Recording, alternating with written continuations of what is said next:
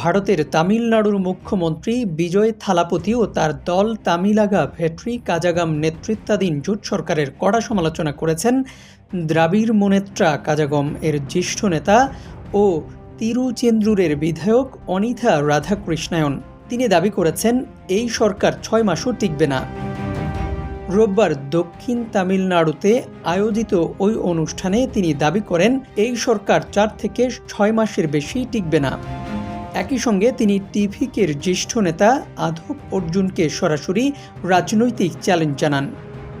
রাধাকৃষ্ণায়ন বলেন, সাহস থাকলে তিনি বিধায়ক পদ ছেড়ে তিরুচেন্দুরে এসে প্রতিদ্বন্দ্বিতা করুক।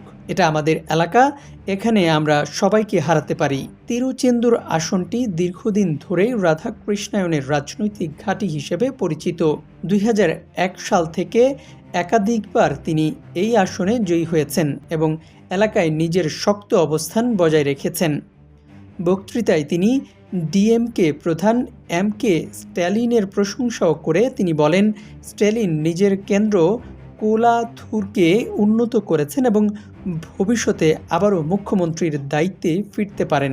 তার দাবি, আমাদের নেতা এমকে স্ট্যালিনই আবার মুখ্যমন্ত্রী হবেন কয়েক মাস বা কয়েক বছরের মধ্যেই।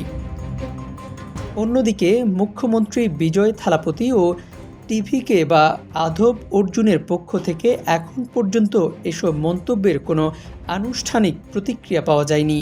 উল্লেখ্য, সাম্প্রতিক বিধানসভা নির্বাচনে বিজয় থালাপতির নেতৃত্বে টিভিকে বড় জয় পায়।